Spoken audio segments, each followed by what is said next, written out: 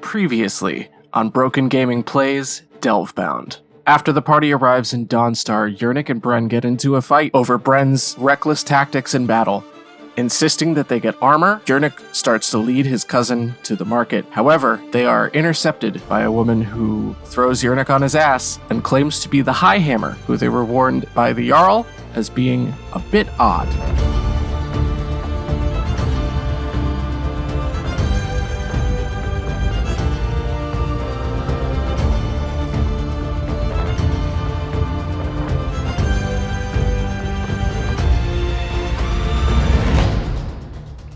Bren, you follow the Highhammer out of Dawnstar. She takes you past all of the buildings in the city and leads you into the snowy mountains beyond. There isn't much tree cover here, but she has picked the thickest part of it. As she walks, she seems to glide a little bit rather than moving. She's very kind of ethereal in the way that she carries herself. As you move through the trees, you notice that she is touching the bark of every tree that you pass, as if greeting old friends. Her fingers seem to be channeling energy into her body as she encounters each of these trees. She quickens her pace as you go, almost running now, with little regard to whether or not you are keeping up with her. Roll me and let's just do an agility check. Okay. A 19 for a total of 23. Okay. So you manage to keep pace with her as she kind of races through the forest, such as it is. Eventually you arrive at a glade, an open space with some trees around it that looks like it's been designed or kind of guided to grow into a training area. The Highhammer leans against one of the trees on the far side of the glade and then gives you a look and then looks to the center of the glade. Bren is catching their breath, kind of like leaning on their knees. What did you mean by balance? You require balance. Take your place. I will move towards the center of the circle of trees. I'm keeping my eyes on her the whole time. As soon as you get to the center, she pushes off of the tree and kind of circles you like a predator. But you don't feel threatened. She's just regarding you, kind of as she circles you. She says, I am Lima Highhammer. You are in need of balance. And I can teach you the way of the palm. If you can learn to be balanced, I can teach you. Otherwise, we are both wasting our time. Can you become balanced? And she kind of stares at you very intensely, waiting for an answer. Bren thinks back to all of the training that they've already undergone that makes them capable now. Back home, they had instructors. She studied under very talented warriors, fighters, learned how to, in her mind, she's already learned how to balance, how to be agile, how to dodge, and in kind of a way that definitely will read as dismissive, snorts a little bit, and sort of takes a defensive stance in response to Highhammer and says, right, show me what you got. Can you become balanced? Sure. She, upon hearing your answer, leans back against one of the trees again. She doesn't seem to be, like, balancing on it so much as, like, resting against it or I shouldn't say resting against it, but, like, I don't know, it feels like she is like channeling it rather than using it for balance or anything like that. Her hands are at her sides. She's not threatening in any way, but she looks at you and she says, what is your greatest enemy? I mean, right now it's the enemies of the Fighters Guild. The Highhammer's face darkens a little bit, and she nods. She circles you quietly for a little bit again, and then leans against a different tree. She says, "That is a worthy adversary, but it is not your greatest enemy. What is your greatest enemy?"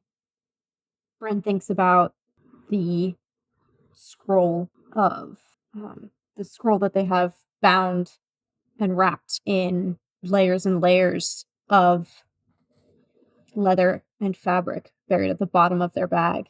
The Thalmor massacring my people. The Highhammer's face darkens again, but this time more sad. She pushes off of the tree and circles again and takes up her place against a third tree. And she says again, "Bren, that is a worthy adversary. But it is not your greatest enemy. What is your greatest enemy?" Can I make an insight check to try and Absolutely.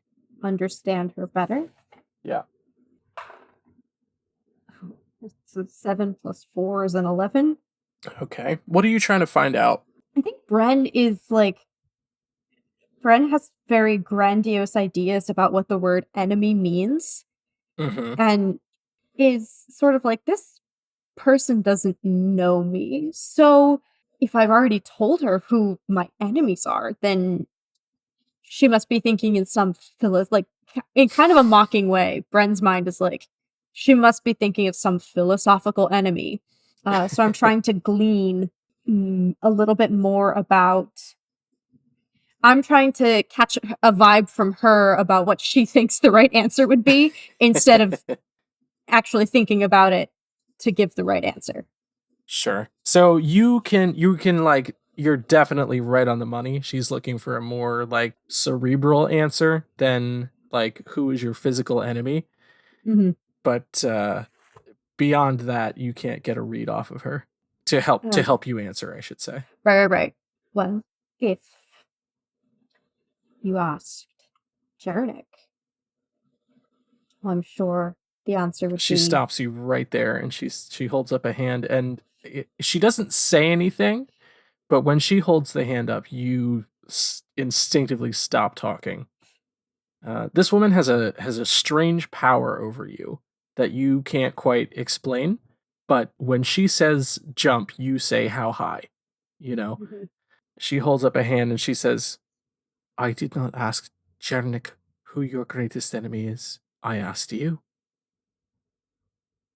And it's not accusatory or even tinged with anger or anything like that, but you feel this sense of kind of shame at not having done what she asked.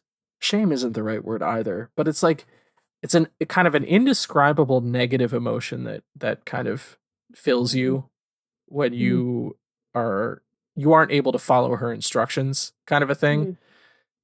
Like you're sad that Self-disappointment. yeah. I don't know.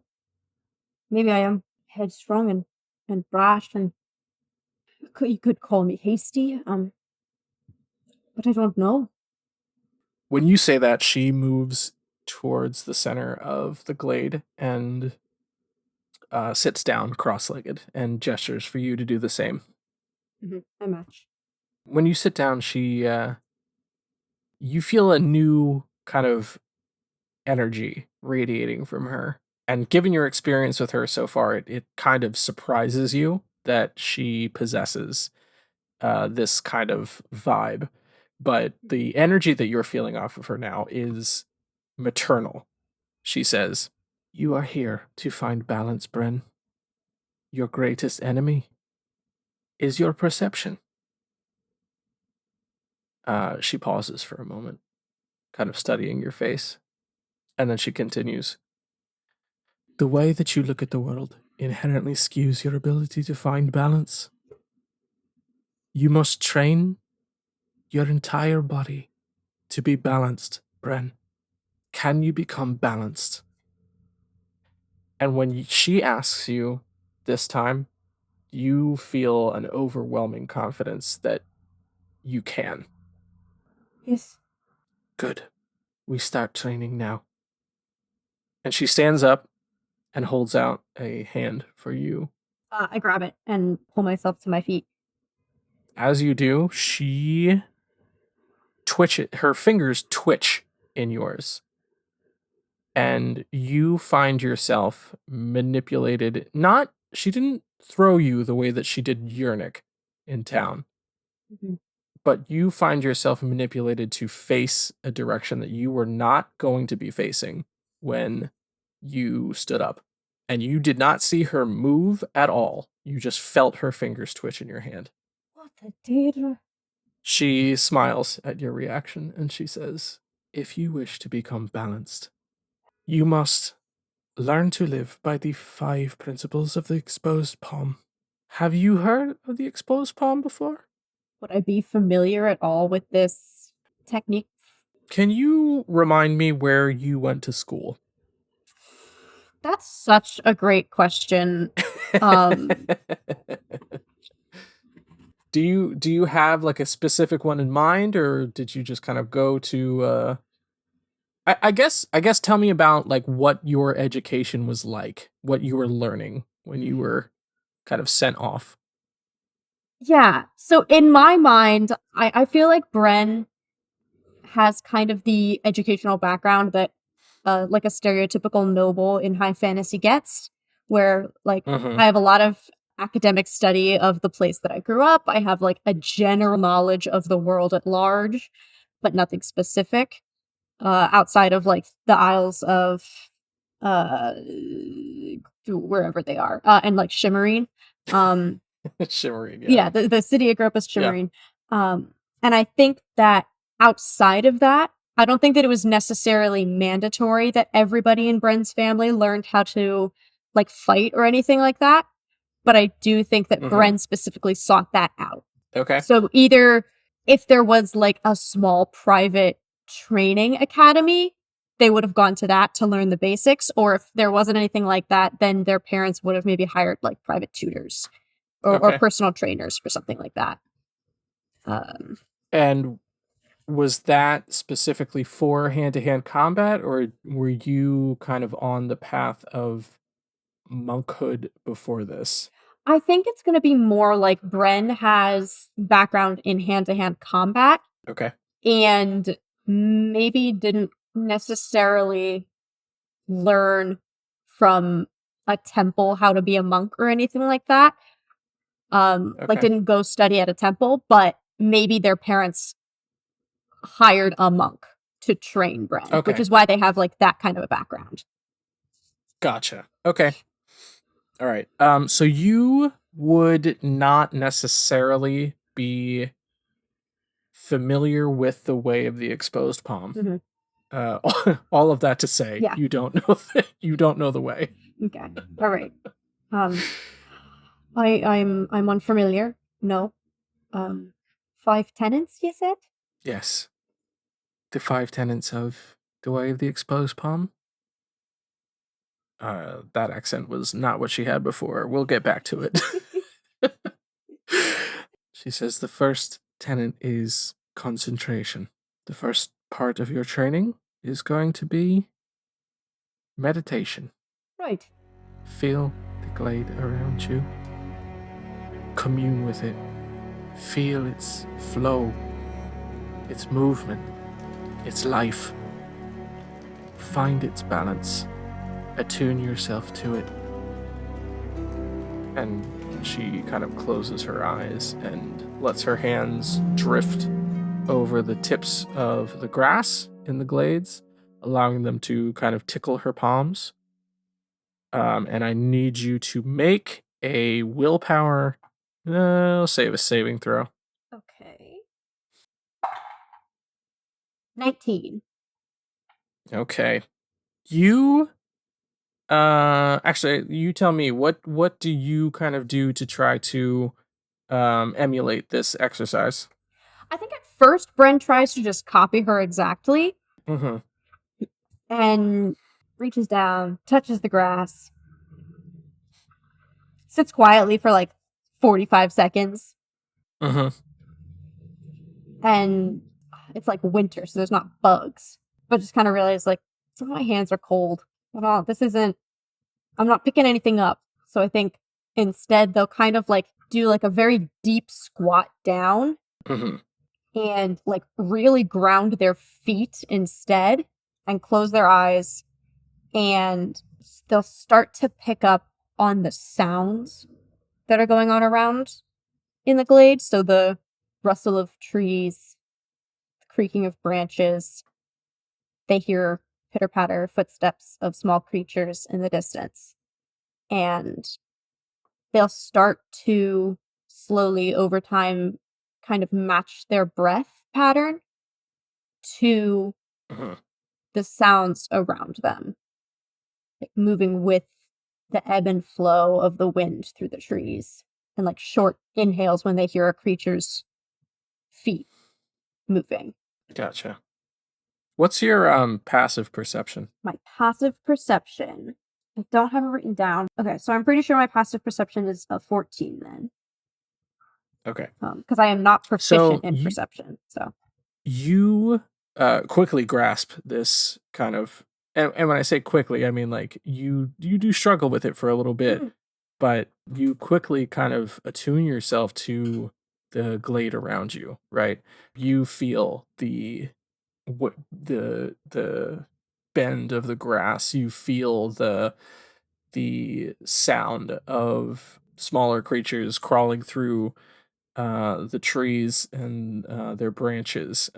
You realize that you know that Dawnstar and the surrounding area is in kind of the valley between some mountains, but you feel no breeze here. The glade is still, and that once you realize that, you're able to kind of pick out individual things around you and kind of find your way into the lifeblood of this glade. And as you do, as if kind of sensing your own thoughts and feelings, you feel rather than see the Highhammer stand up and move through the glade.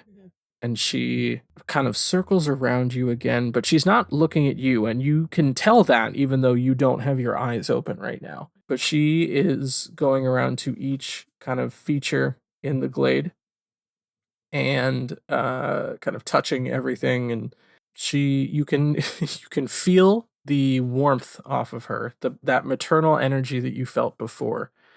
And she says, "Good. This is the first step towards balance.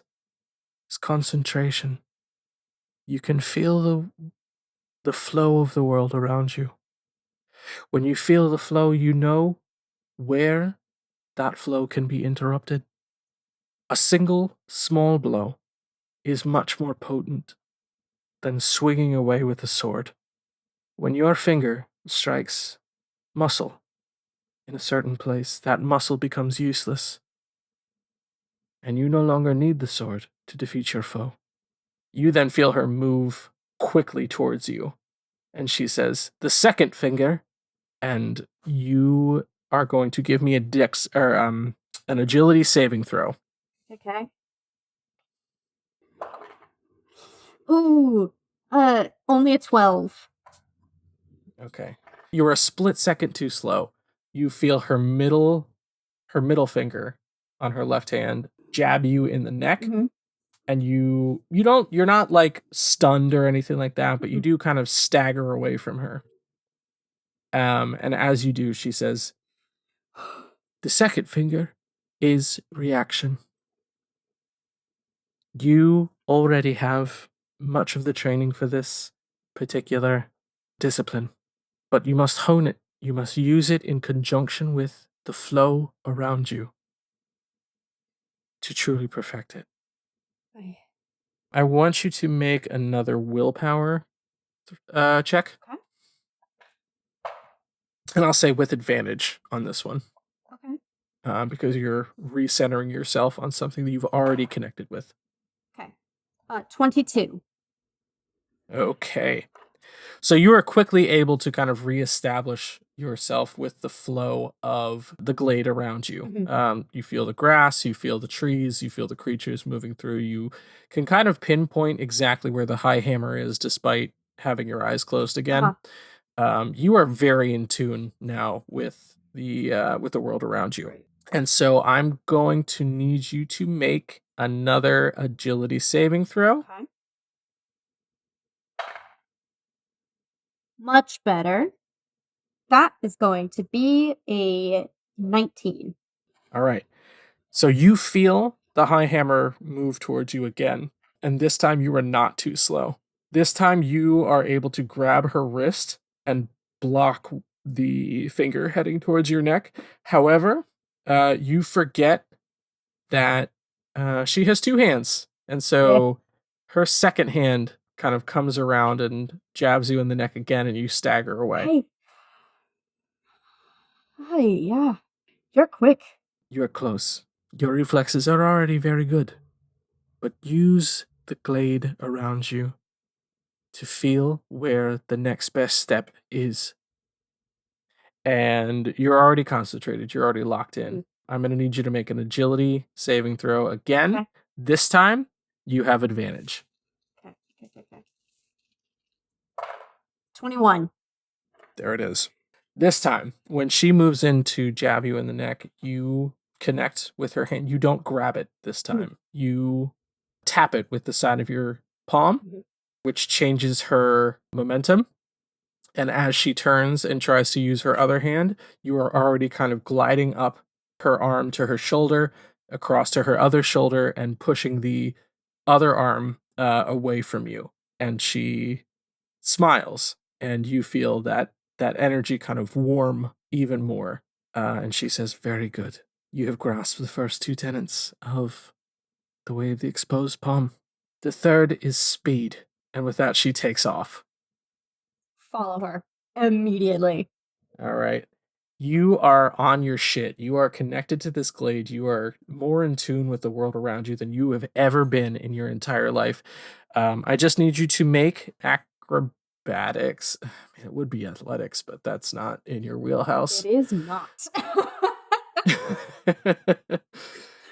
I'm an agility monk, not a strength monk. Yeah. I'm just gonna I'll have you make an agility saving throw. Okay. How about that? Sure. Sounds good.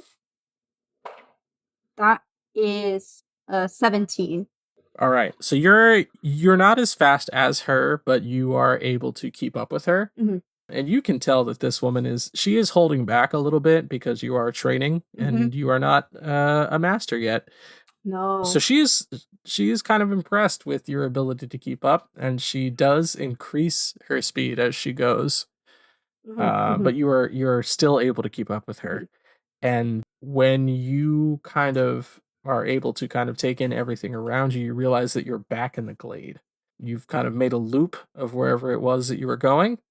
And she kind of springs out of nowhere. And I need you to make another agility saving throw. Okay. Again, with advantage. Okay. Natural 20, 26. Oh, yeah. You are so fucking locked in right now. As you feel her kind of shift, you know that she's coming before she has made that move. And as soon as you feel her deviate from the run that you've been on, like, you can feel the change in kinetic energy that she's giving out.